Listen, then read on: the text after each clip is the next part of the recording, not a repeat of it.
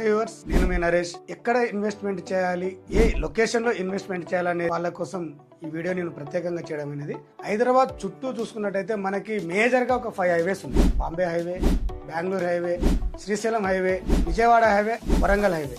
ఈ మేజర్ గా ఈ 5 హైవేస్ లో చూసుకున్నట్టయితే ఒకప్పుడు మనకి ఆల్మోస్ట్ డెవలప్మెంట్ కంప్లీట్ అయిపోయి ఇన్వెస్ట్మెంట్ చేసినది హైవే ఉందంటే అది ఒకటి బాంబే హైవే. ఇప్పుడు మనం అక్కడ ఇన్వెస్ట్మెంట్ చేద్దామంటే మనం తగిన బడ్జెట్ లో మనకు అందడం లేదు. నెక్స్ట్ మేజర్ గా చూసుకున్నట్టయితే వరంగల్ హైవే. వరంగల్ హైవేలో మనం ఏమైనా ఇన్వెస్ట్మెంట్ పెడదాం అనుకున్నట్టయితే అక్కడ ఎలాంటి డెవలప్మెంట్స్ లేవు కాబట్టి ఇన్వెస్ట్మెంట్ చేయడానికి కొంతమంది ఆలోచన చేస్తున్నారు. తర్వాత విజయవాడ హైవే.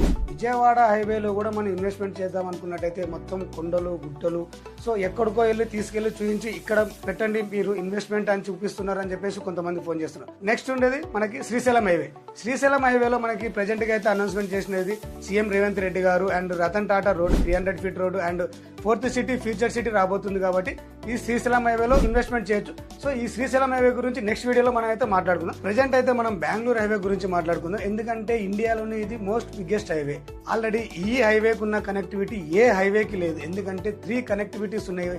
ఏకైక హైవే అంటే మనకి బెంగళూరు హైవేనే. ఒకటి air connectivity, train connectivity and bus connectivity. మీరు చూసుకున్నట్టు హైదరాబాద్ లో మొత్తం మనకి 19 ఎగ్జిట్స్ ఉన్నాయి. ఈ 19 ఎగ్జిట్స్ లో ఏ హైవేకి లేనటువంటి ఫెసిలిటీస్ మనకి ఈ హైవేకి ఉన్నాయి.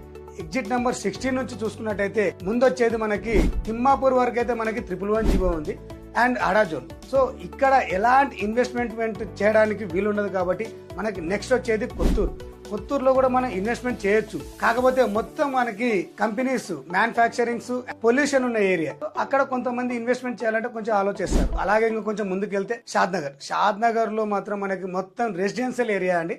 షాద్ నగర్ సరౌండింగ్స్ కూడా మనకి 10 కిలోమీటర్ డిస్టెన్స్ లోనే మనకి కంపెనీలు ఉన్నాయి. కానీ షాద్ నగర్ టౌన్ లో ఎలాంటి కంపెనీలు లేవు కాబట్టి మనకి అక్కడ మనం ఇన్వెస్ట్మెంట్ చేసుకొని ఉండొచ్చు. సో షాద్ నగర్ కూడా ఒకప్పటి కంటే గత 5 ఇయర్స్ చూసుకున్నట్టయితే, ఇప్పుడున్న 5 ఇయర్స్ చూసుకున్నట్టయితే ఎంతో డెవలప్మెంట్ అయిపోయింది షాద్ నగర్. ఎందుకంటే ఇప్పుడు షాద్ నగర్ మున్సిపాలిటీ షాద్ నగర్ అయిపోయింది.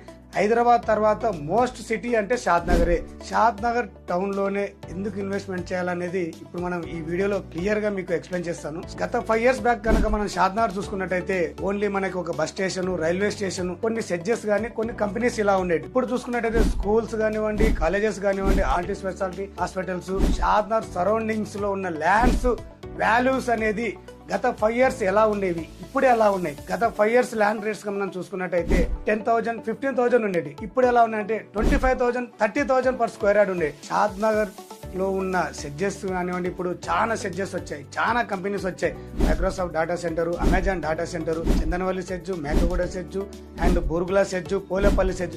ఒక్కో సెడ్జ్ లో అనేక కంపెనీలు ఉన్నాయి. చాలా ఎంప్లాయ్మెంట్ కూడా మనకు జనరేట్ అవుతుంది. ఇంకా ఎంప్లాయ్మెంట్ కూడా ఛాన్సెస్ ఉంది. షాద్ నగర్ లో కనుక మీరు ఇన్వెస్ట్మెంట్ చేయాలనుకున్నట్టయితే స్క్రీన్ పైన ఉన్న నెంబర్ అయితే కాంటాక్ట్ అవ్వండి. మీకు షాద్ నగర్ లో ఉన్న లొకేషన్స్ తో పాటు మంచి ఏరియాస్ కూడా నేను సజెషన్ చేస్తాను. మీరు ఇన్వెస్ట్మెంట్ చేసుకోవడానికి మీరు రెడీగా ఉన్నట్టయితే కాంటాక్ట్ అవ్వండి. Thank you for watching.